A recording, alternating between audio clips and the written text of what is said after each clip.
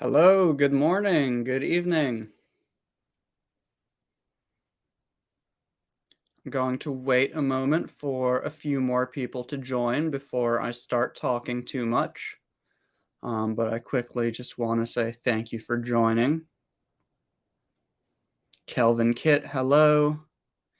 Bitdu, hello. Amal, hello. Hello, everybody. Mingalaba.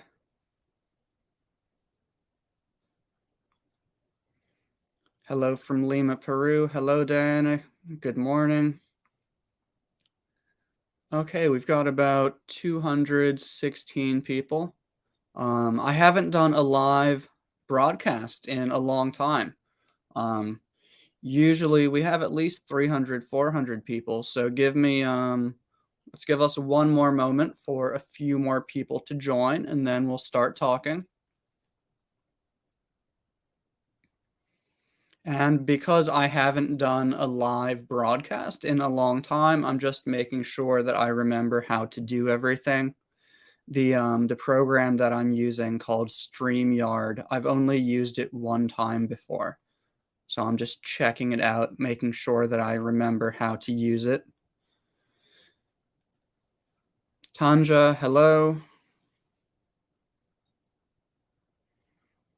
Emad, hello from Egypt. Hello. Rena Fratica from YouTube. Hello. Amin, hello. Siri Luk Topitak Sawadika from Thailand. Hello. Sawadika. Okay, so we've got about 400 people here now, so we're gonna get started. I don't really have a lesson today, you guys. When I do these live videos, they're not really lessons. It's just an opportunity for me to interact with you, talk to you, read some of your comments, and answer some of your questions. Um, so, like I said, I haven't done one of these in a long time. And so the reason that I'm doing this today is that I had a student right now, but my student canceled, so I'm free. Honestly, usually I'm not awake this early, and it's not early. It's 9 o'clock. Well, now it's almost 9:15 a.m. Usually I wake up around 9. Um, and this is partially because my wife usually doesn't finish work until about 10 p.m. and then I go to pick her up. So I usually don't get home until about 10:30 or 10:40 p.m. each day, which means that I don't usually go to bed until about midnight or 1, sometimes not until 2. And I like to get at least 8 hours of sleep. So usually I wake up around 9. But when I have a private student in the morning, I wake up earlier. I wake up at 8. So today I woke up a little bit earlier. And then right before the lesson, the student canceled. So I'm here, I'm awake, I'm dressed. I had everything set up for a video call, but no student. So I said, okay, well, let me talk to my other students.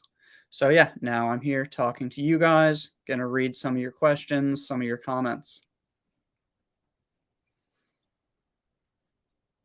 Okay, so wow, we've got a lot of people here today. We already have 730. Wow, thank you everyone. Thank you for joining. Okay. Olga from Ukraine, hello. Sochit from Cambodia, hello. Oi from Laos, hello.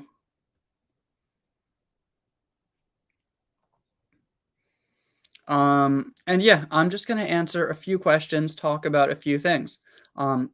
One question that I see right now. Hello, teacher. I ask one question, how to learn vocabulary fasted. So first thing, I understand the question. You don't want to say fasted. Fasted means that you have not eaten any food for a period of time. I think you just want to say fast or quickly. So to learn vocabulary, the only thing that you really need to do is make sure that you are seeing and or hearing new words every day. So, have conversations about things that you have never had conversations about before. Read books about things that you have never read about before. Read about things that maybe don't interest you or you don't know a lot about. So, for example, my second language is Thai, and I don't know a lot of words to talk about plants and flowers. So that's one area where I need to improve my vocabulary. And the reason I don't have much vocabulary for that is that it's not something that I talk about a lot. It's not something that I need very often in my daily life. So, if I wanted to improve my vocabulary, I would probably just get a book about flowers or start watching a YouTube channel about gardening. And every time I hear a new word, I would write it down and write some sentences with it to make sure that it sticks in your head. And make some flashcards so that you can review them every day to make sure that you don't forget those new words. If you need more information about flashcards, I have 1 or 2 videos that show you how to use flashcards already. Good question.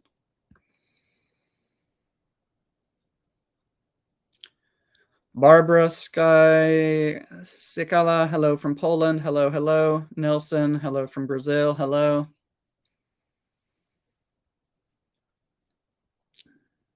Okay, any more? I want to know about academic writing. So I get a lot of comments. I want to know about academic writing. I want to know about IELTS. I want to know about TOEFL. And that's fair. Those are good things to want to know about. However, it's not really what I teach. Um, if I have a private student, sure, I can help them with their writing because writing is really something that you work how do I say this? It's something that you do with, well, as a student, it's usually something that you do with a teacher one on one. You practice your writing, they give you feedback, they give you tips. Um, it's not something that I know how to make videos about. And it's not something that I think it would be really interesting for me to make videos about. Could I make videos about writing that might help people? Yeah, I probably could, but that's not what this channel is for. Um, so I'm glad that you asked the question, but unfortunately, it's just not something that I have experience making videos about. Again, I have experience helping people with writing one-on-one, but it's not what I plan to do with this page. Luckily for you, I'm not the only English teacher on social media.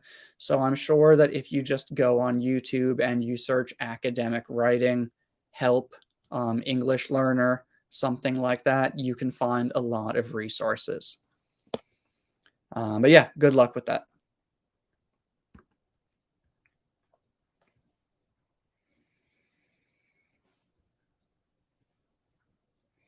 I see a lot of people saying thank you, and hello, hello.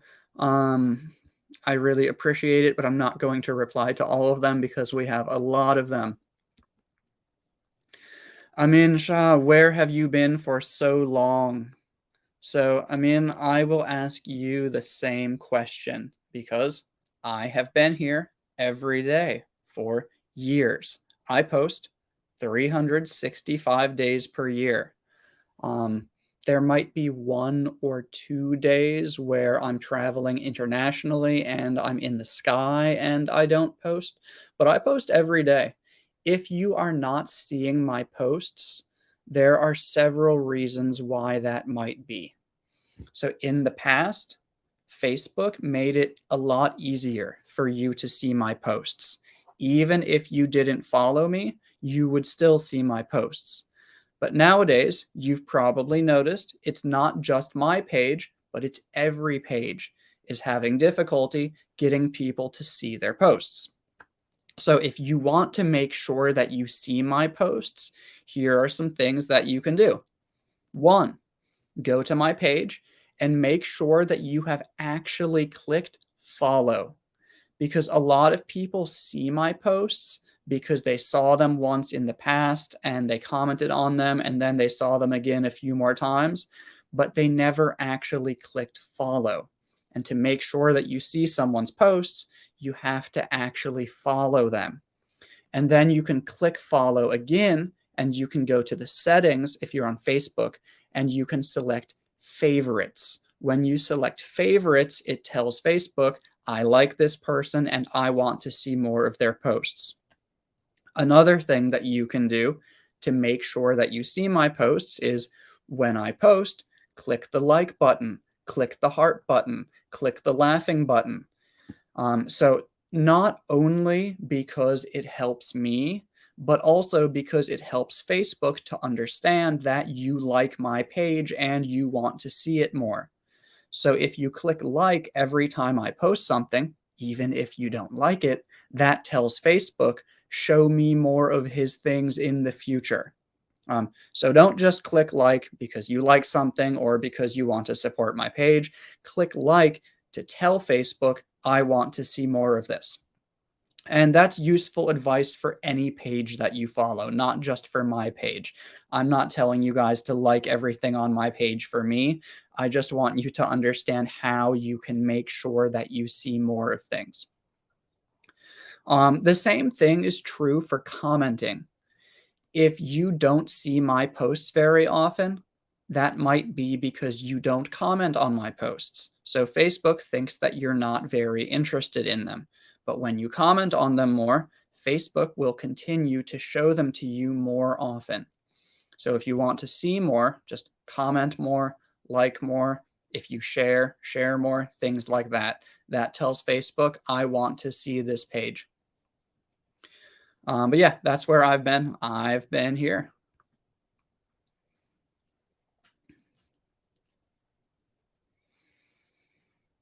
Learn Arabic with Habiba. Hey, hey, hello, hello. Thank you for watching from YouTube. Angelina, hello from Madagascar. Hello.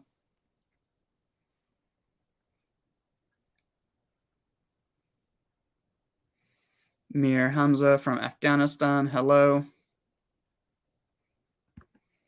American English with this guy, Brent. Wow, impressive. I'm in bed by 8:30, 9 p.m. So he's replying to me saying that I often don't go to bed until midnight or 1 a.m. or 2 a.m.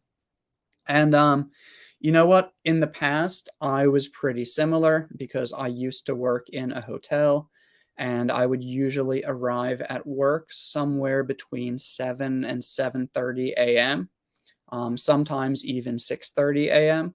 That's how I started making the videos for my Facebook page. Is I would be at work at 7 a.m., but I'd actually get to work 30 minutes early so that I could record a video.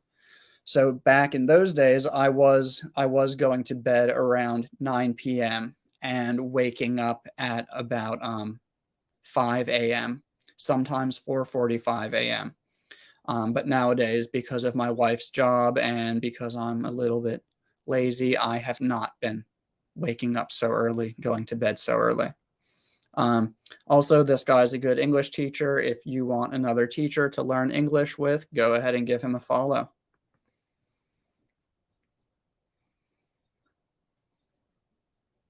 And because I just said that, let me put that back up there for a minute so you can see his name. American English with this guy. Someone asked, why did you cancel your student? So I didn't cancel my student. My student canceled. My student canceled, and I don't know why. They're probably just very busy.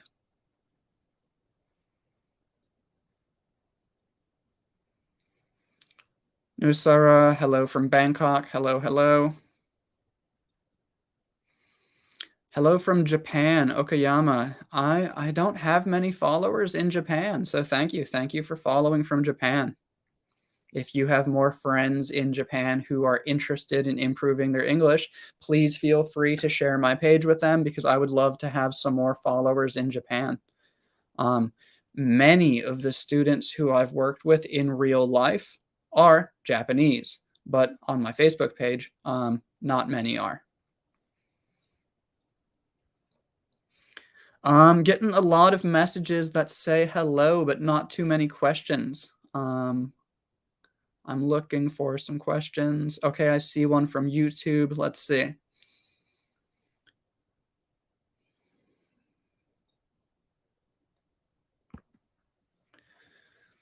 I have a question on the structure subject get PPT. PPT, I think you mean past participle. What do they refer to? How can we use them? In which situation are they formal? So, I think this question is about passive voice. So we use subject get past participle, and past participle, for anyone who doesn't know, past participle is the third form of the verb. So get, got, gotten, see, saw, seen, eat, ate, eaten, go, went, gone. So gone, seen, eaten. That is the past participle. We use subject get past participle for passive voice. I'm not going to talk about this too much because yesterday I shared a video, and in that video I talked a little bit about passive voice, and I also said I already have a video about passive voice, so if you're interested, I will share the video in the comments. And I did. So you can check the last thing that I posted on my Facebook page and also on my YouTube. Go into the comments and look for the video that says passive voice. I talk about this more. When you use passive voice, for example, I got hit by a car. The bag got stolen. The email got sent. Sometimes it is more formal. However, we don't always use passive voice in formal situations, but we sometimes use it in formal situations because formal is less personal. And when we use passive voice, we remove the person who's doing the action. And by removing the person who's doing the action, we make it less personal. For example, Mary and her sister work in a factory. Well, let's do this. Okay, Mary and her sister sew bags. Sewing, making something. Mary and her sister sew bags in a factory. That sounds quite personal. We're talking about Mary and her family. But if we just say bags are sewn in a factory, that sounds more like we're talking about the product. And it sounds less personal, more formal, more kind of professional. That's a short answer. Again, I have a video about passive voice. Please feel free to watch it.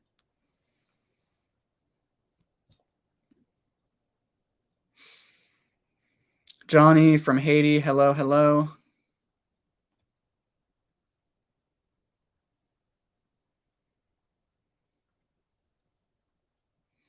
Eva Antonenko, I see your question, but I don't really understand what it means. I would like to answer it, but I don't really understand it.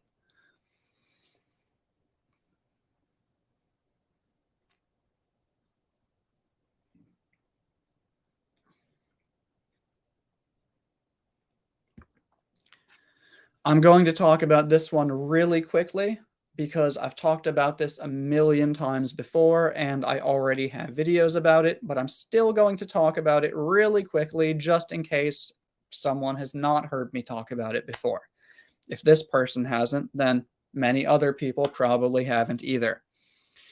So the reason you forget words is that you don't use them. So you don't learn something and remember it by seeing it one time. After you see it, write it down. Review it every day. Make new sentences with it every day. Look for opportunities to use it in conversation every day. Make flashcards. Don't just say, okay, I saw it, I know it. No, no, that's not how language learning works. That's not how your brain works. You need to actually use the things after you see them for the first time if you want to be able to use them in the future. And I have at least 2 videos already about that topic. So if you go to my Facebook page or my YouTube channel, you can search "Forget Words During Conversation," "Memorize Vocabulary." Search for those things and you will find some videos with more information.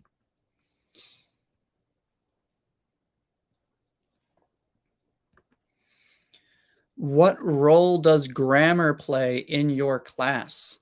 Um, I think the real thing we need to understand here is, what role does grammar play in language? So, how does grammar affect language? Is grammar important? And grammar is very important. Without grammar, you cannot make a sentence that other people will understand. If you say, dog ear, run big, listen, no have, you might understand what that means, but other people aren't going to understand what it means because the grammar is not correct. The words are not in the correct order. You're not using them correctly. And that's what grammar is. So grammar is important. Is it important to have perfect grammar all the time? No, that's not important. But you need to learn basic grammar and you need to focus on always trying to improve your grammar. If you want to improve your English. If you don't care about improving your English, then no, you don't need to improve your grammar. But I assume that all of you are interested in improving your English. So how does a teacher use grammar in their classes? Obviously, well, okay, not obviously, because the thing that I've learned is that there are a lot of teachers who follow me on Facebook and YouTube, and they often ask me questions about how to do things. And this always surprises me because I don't think that I'm a better teacher than you guys who are also teachers. Many of you have been teaching for longer than me. So first of all, I don't think teachers need to ask me for advice because I don't know, maybe I'm not a better teacher than you. Maybe you're a better teacher than me. But the way that I teach is I teach mostly through conversation. So we have a set of questions that we're going to talk about, a topic that we're going to discuss, and when you make grammar mistakes, I give you feedback. I tell you, hey, you just said this. It's not really the correct thing to say. This is what you should say, and this is why. And we don't talk about it for too long because really our goal is to build fluency and get you comfortable speaking. And if I interrupt you for a long time and I'm just explaining, you are losing your opportunity to speak. So the role that grammar plays in my classes is that you need grammar to have a conversation. And when you make a grammar mistake that affects your ability to communicate with me, I tell you about it, we talk about it, we try to make sure that you don't make that mistake again next time.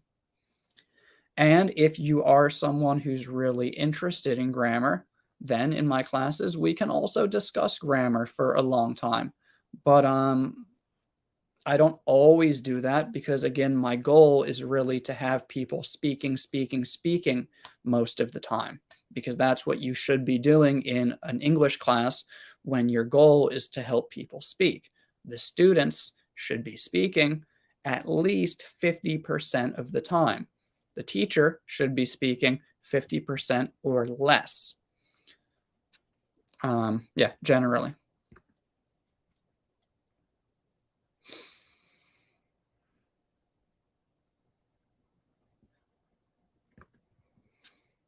Number one, you always give people useful advice which is practical and not too ideal to use in real life. Um, yeah, so thank you. Thank you. I'm glad that you feel that way. And that's what I try to do. I don't tell you to do things that I don't do. Everything that I tell you to do, these are also things that I know that I should do or I do when learning my second language, which again is Thai. So I don't tell you to do things that I don't do. I don't tell you to do things because they are interesting or fun. I tell you to do things because they work and I have experience doing them or I have seen other people do them. And that's kind of why when I do these live videos, I often talk about the same things again and again each time because I know that people have the same questions, people have the same problems. So even if I talked about this a couple months ago in a live video, I'm still probably going to help more people by talking about it again now, even though it's not very exciting because everyone has the same problems for the most part. People don't know how to memorize vocabulary. People don't know how to improve their speaking. People don't know if grammar is important. So I'm never talking about really exciting topics. I'm just telling you guys about the main things that I deal with every day as a teacher. Yeah, thank you.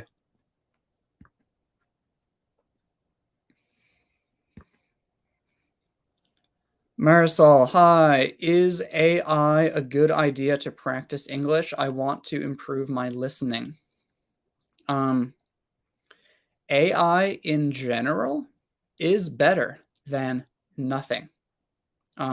If you are not doing anything to improve your English, then using AI is a very good idea.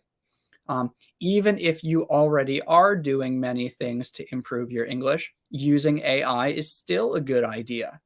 Um, Using AI is all I don't it's yeah, it's almost always a good idea when improving your English, but you need to understand that it's not perfect. Nothing is perfect. I'm not perfect. But the point is that for listening, I don't know. For asking questions, learning grammar, having a chat conversation, I think that AI is really good. But several companies have contacted me asking to do a partnership with me so that I can promote their programs or their applications. And often these are artificial intelligence driven companies. So you chat with a robot and the robot gives you a response, the robot answers your questions. So I've been contacted by about 10 different companies who want to work with me, and I have said no to all of them because I wasn't really happy with the quality. I'm never going to sell you guys something that I am not happy with. I'm not going to tell you, go buy this app if it's not an app that I would use myself or recommend to my family. I'm not going to do that just to make money. So, from what I have seen, many of these AI, and I notice now that you said IA. I think you're talking about AI. I hope you're talking about AI because that's what I'm talking about. Sorry if it's not. But what I have seen is that many of these apps where you have a robot that speaks to you, it doesn't sound natural at all. And it's not really going to help you listen to native speakers very much. People often say that I sound like a robot because I speak slowly and I speak clearly. And I understand their comments. I understand that they mean that I speak slowly and clearly. But I use connected speech. I say things naturally. I say things very naturally. I just say them a little bit slower and a little bit more clearly than most people do. But look, this is how a robot speaks. I just say things a little bit more slowly and a little bit more clearly than most people do. That's not how I talk, but that is how a lot of these applications talk, where they give you a robot chat partner. And it might not be that bad. It might be more like, "Hello, good morning. Welcome to our chat. I would like to ask you some questions today." And that's still better than not chatting with anyone or not listening to anything, but it's not something that I would recommend if you can find a real human to chat with. And most of you can find real humans to chat with if you try hard enough. Um, for example, there are more than 1.5 million people who follow me on Facebook.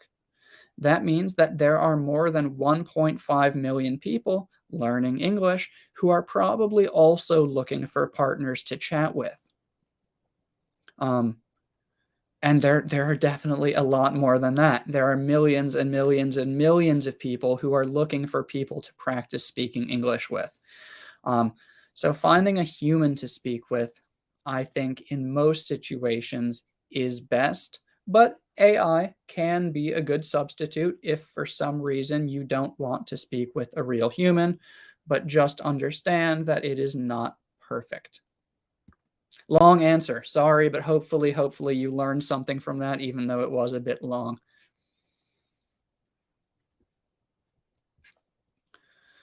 I am very far behind in the comments right now. I'm going to skip through some. Um, Whereabouts in Thailand do you live? So I live in the United States. I lived in Thailand for 10 years, but I moved back to the United States at the end of 2021. So I have now been in the United States for almost 2 years.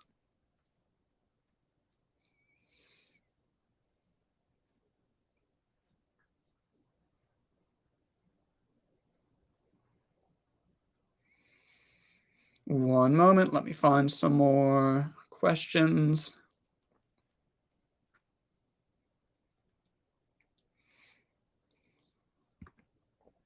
Um, May I ask if you have some tips to teach English for kids? So I do. I do have some tips. But the thing to remember here is that I know a lot about teaching, but most of my experience is not teaching children. I have never worked in a school. I have never worked with small children. I did work with one girl who I worked with for about 3 years, every week for 3 years, from when she was about 7 until she was about 10.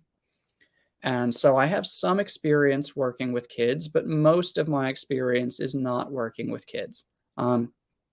But in general, here, when you're teaching kids, speak English. Speak English. Don't speak your first language with them. Speak English with them. Give them instructions in English. Talk to them in English. Chat with them in English. If they really don't understand something, or if they need help, if there's an emergency, use your first language. But most of the time, just speak to them in English. They are children. Children acquire language, which basically means if you use it with them, they start to learn it and understand it much more easily than adults do. So speak to them and play with them. Play, dance, sing songs.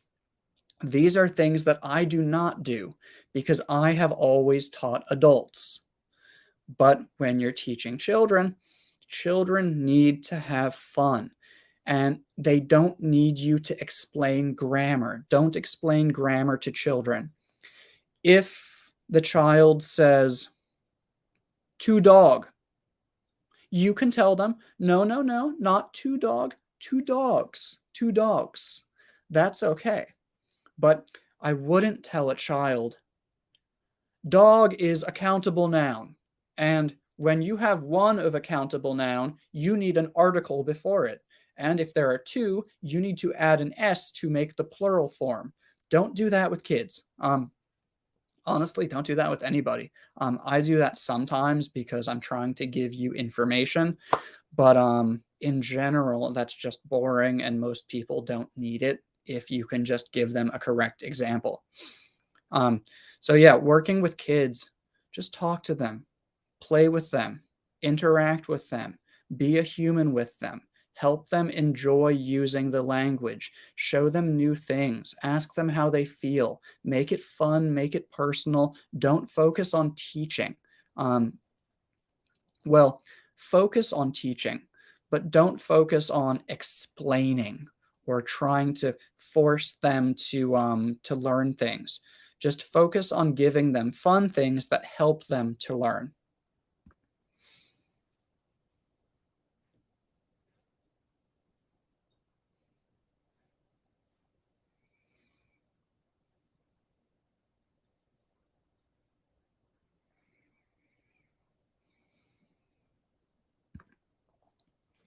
Hi, Mike. You really are a wonderful magic teacher. I would like to, one thing, first thing, when you say magic teacher, it sounds like I am a teacher who teaches magic. Um, so you could say you are a wonderful, magical English teacher. But thank you, thank you. That's great to hear. Thank you. I would like to ask you, how can I regain my fitness in conversation, bearing in mind that I specialized in English literature? So this is a person who's very nice. I like what they said in the beginning. Thank you very much. Um, but they're saying that they specialized in English literature, so probably in university or something. But they don't feel like they're good at speaking anymore. So if you want to get good at speaking, the only thing that you need to do is start speaking more. The reason that your speaking is not very good right now is that you haven't used it in a long time and you need to start using it more. Yes, there are specific ways that you can practice speaking, specific things that you can do. I already have lots of posts and videos about that. But in general, the thing that you need to do is just speak more.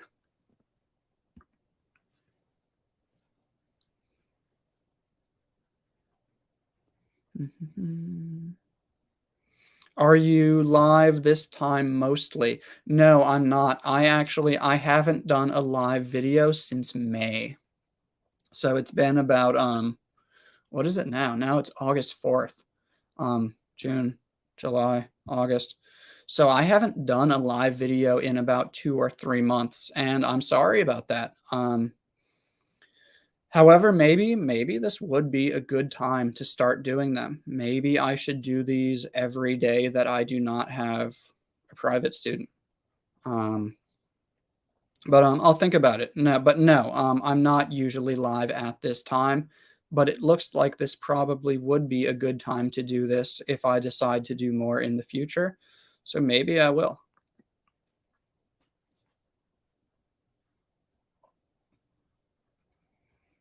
Also, just quick, I don't want to like advertise too much, but very quickly, in case anyone is interested and hasn't noticed, I do now give private lessons.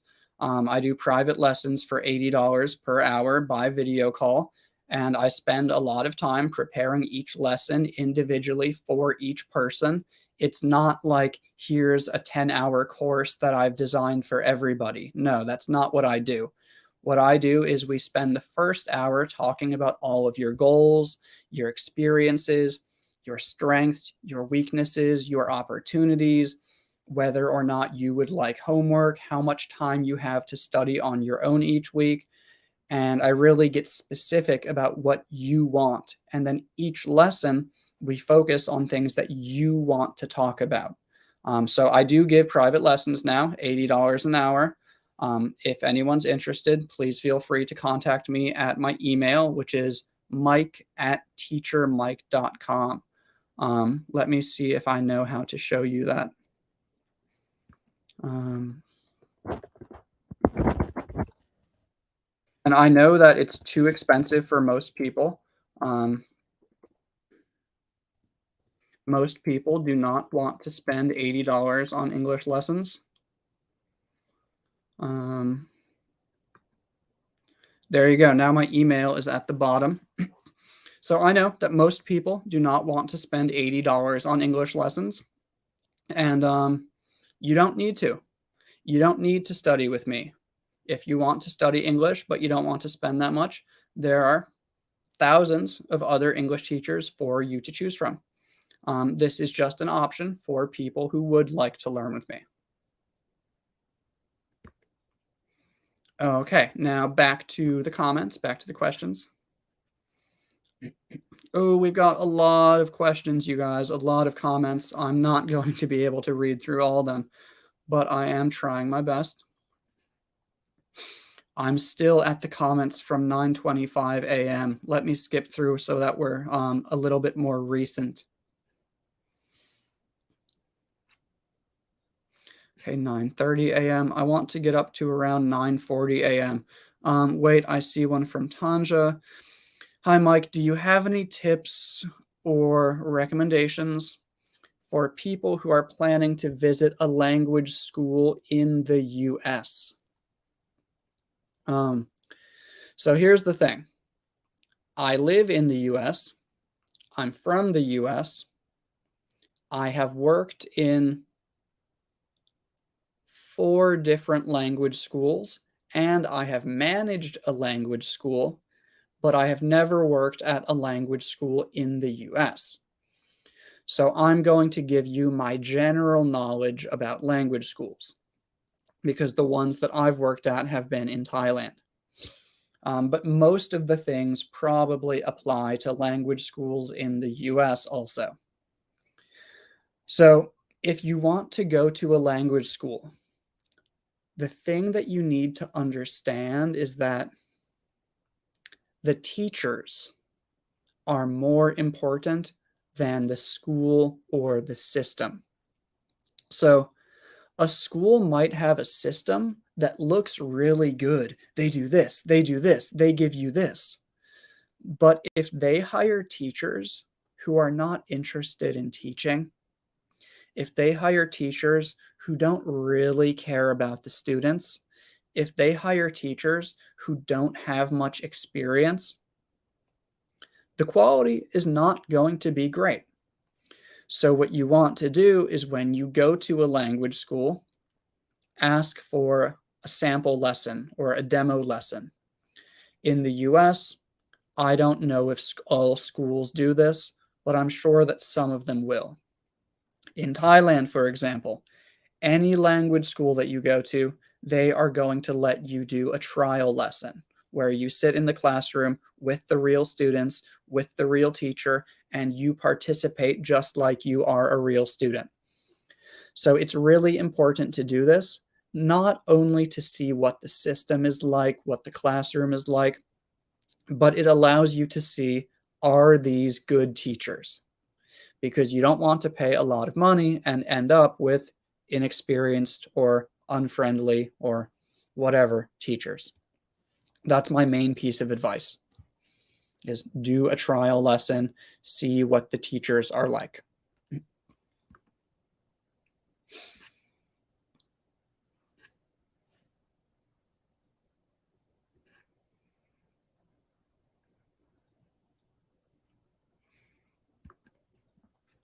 This is a very random question, but I'm happy to answer it. Can we use lightning flashes as a countable noun? Yes. In fact, it's always a countable noun. Lightning is uncountable. Flashes are countable. So it's just like water and glass of water. Water is always countable, but we can count it by saying glasses of water. The same thing with lightning. Lightning is always uncountable. If we want to count it, we can say lightning flashes or flashes of lightning. And a flash is when the light goes, whoosh, whoosh, that's a flash.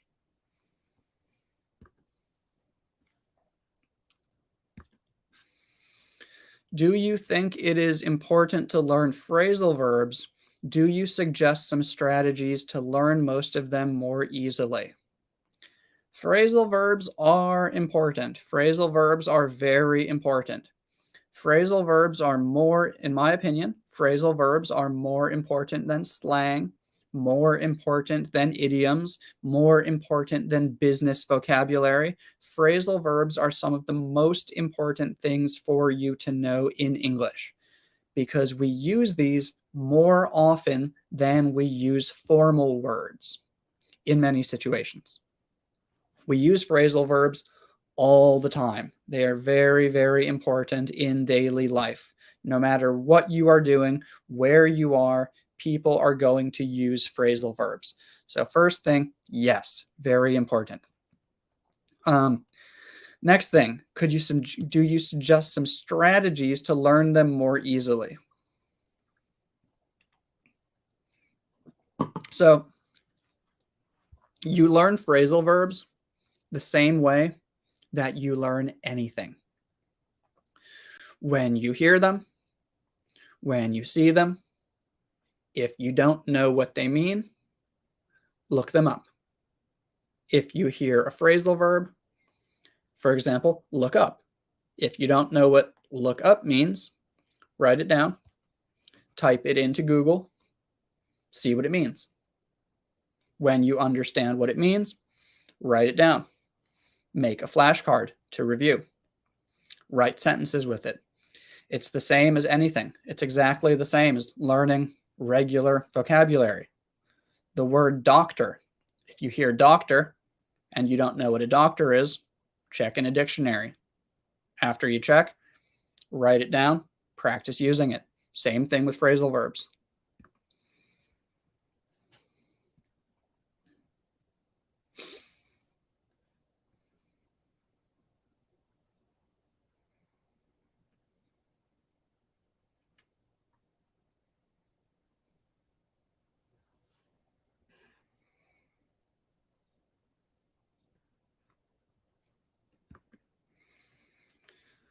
Do you believe in the saying which says that repetition's the mother of learning? So repetition is the mother of learning. I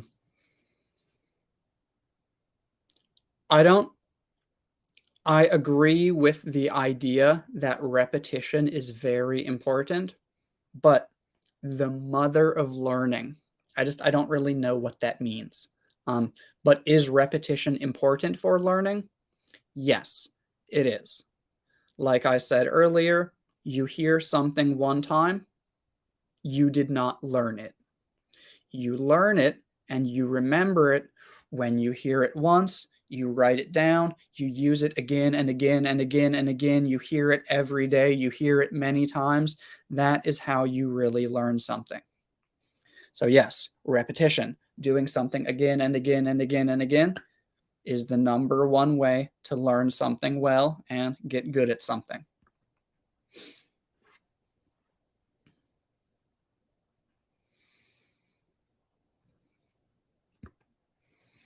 I get confused about the use of be. Could you make a lesson in the future? So yesterday, I actually did make a video about being, and I think you watched that because I think you commented on it. But I will continue to make more about be. I think I have some about being, and I will make another one soon. Yeah, I will. I'll continue to make more.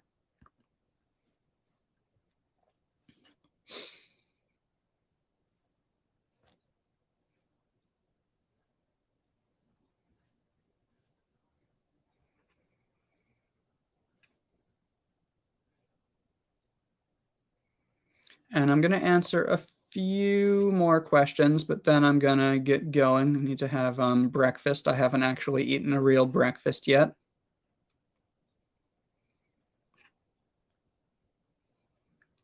I'm looking for a question that's not too long. For the people who wrote really long questions, I might try to come back and read those later, but I can't read those right now because it's going to take too long to read the question and it won't fit on the screen.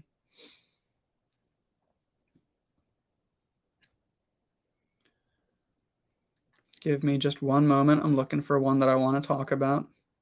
Again, a lot of them say hello. Okay, very quickly.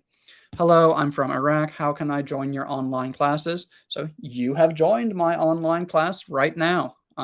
This is a free English lesson for everyone. I post, oh, this is another thing that I wanted to talk about is I post new videos 3 days per week. Sunday, Tuesday, and Thursday, 6 p.m. Eastern Standard Time. So that's the time in Washington, D.C. and New York. 6 p.m. on Sundays, Tuesdays, and Thursdays. So even if you don't see my video on your main page on YouTube or on in your feed on Facebook, you can just go to my channel every Sunday, every Tuesday, every Thursday, and there will be a new video. Again, if you're talking about private lessons you do have to pay for. Those are not free, $80 an hour, and you can contact me by the email address that I gave you before, mike@teacher-mike.com.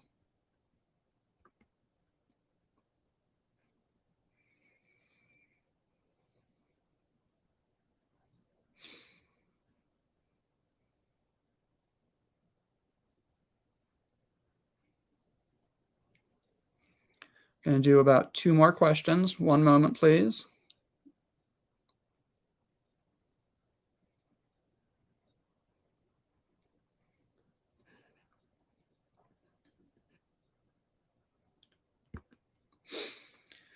I would like to ask you one question. My question is how to speak English like native speakers.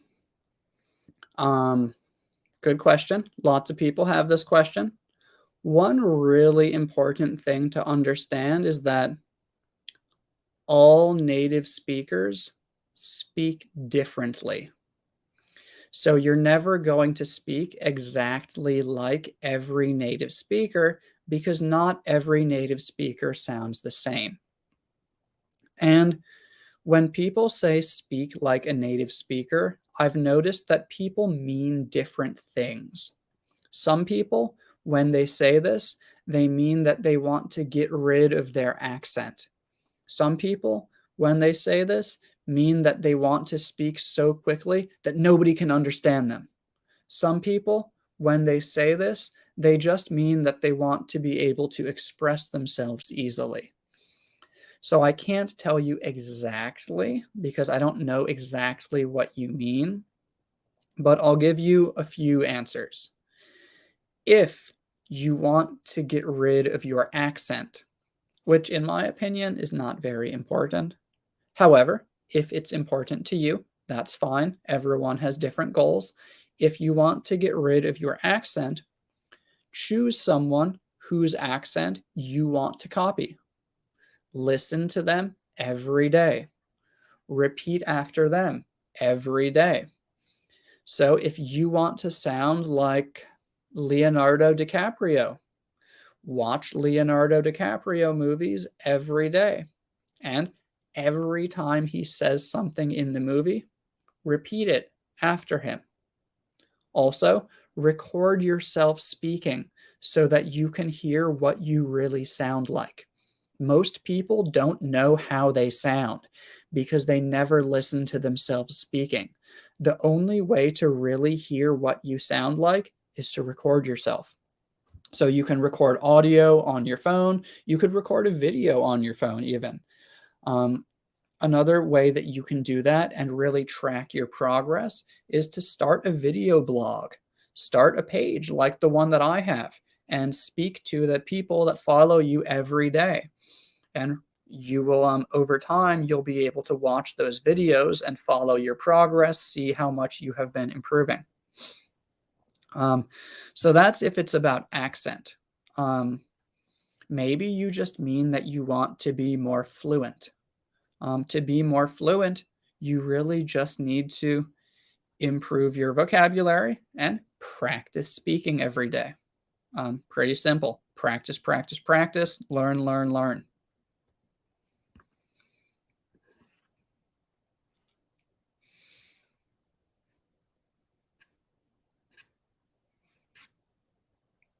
Gonna do one more question.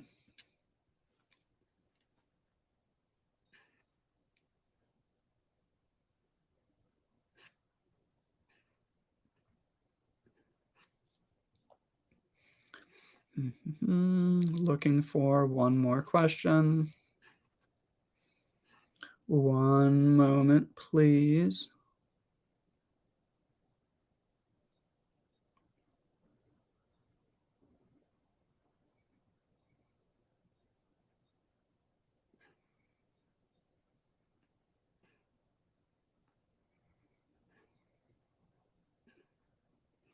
One moment, looking for a question that I haven't already answered and one that I can answer pretty easily.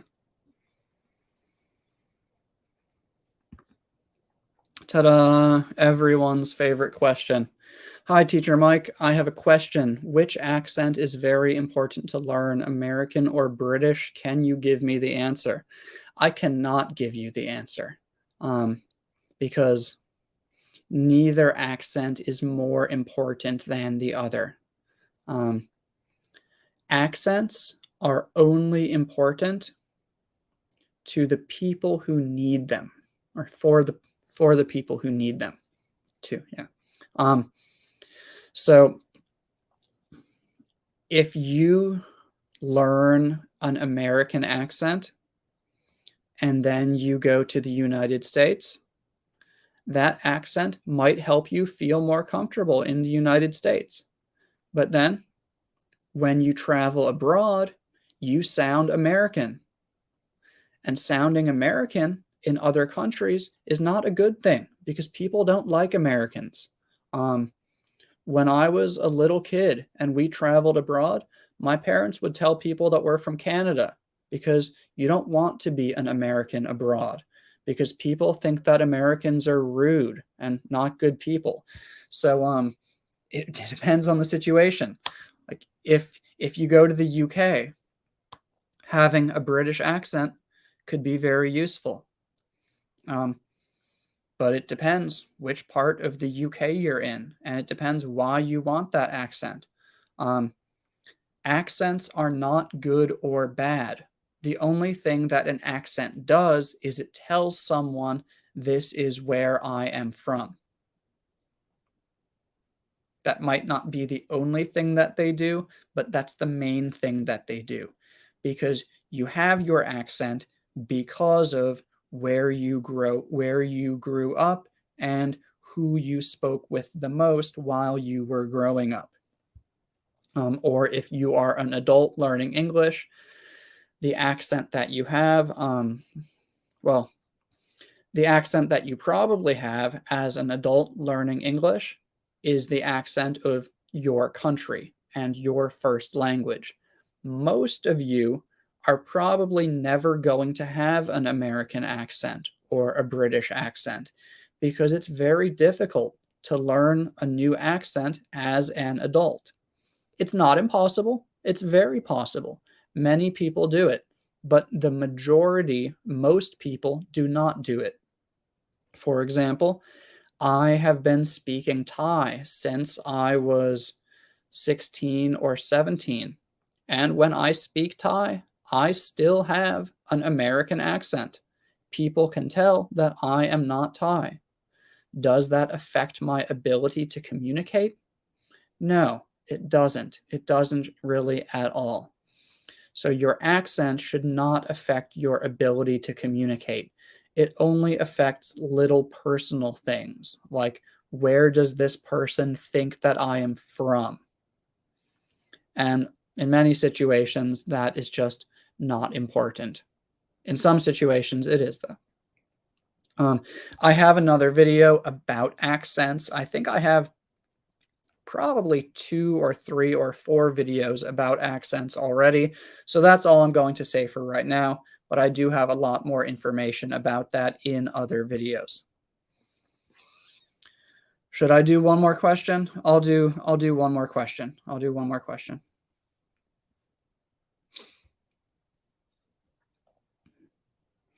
Ewa, hello. Thank you. Thank you. Follow up. This answer depends on where the native speakers live. If they live in the UK, of course, the best one is British, and so are the American. Yes and no. So, for example, if you live in the UK, but you live in Scotland, you don't want to have a British accent. You want to have a Scottish accent. So it's not just about what country they live in, but also what part of that country they live in. And it's possible that maybe, so for example, maybe a lot of American people think that European accents sound sexy. So if maybe you want to go to the United States, but you want to speak with a British accent because people are going to think that it's sexy and interesting. So there are many, many, many different reasons why we might want to have a different accent. So this is a good comment, but I'd like to say yes and no. Yeah, you guys, so that is all for today. Again, thank you very much for joining. Please don't forget Sundays, Tuesdays, and Thursdays, new videos. Also, again, for anyone who needs a reminder or didn't hear it, I do now offer private lessons for $80 an hour. If you're interested, you can contact me at the email address, which is listed on my page and my YouTube channel. Yeah, that's all for today, everybody. Thank you very much for joining. It has been nice chatting with you guys.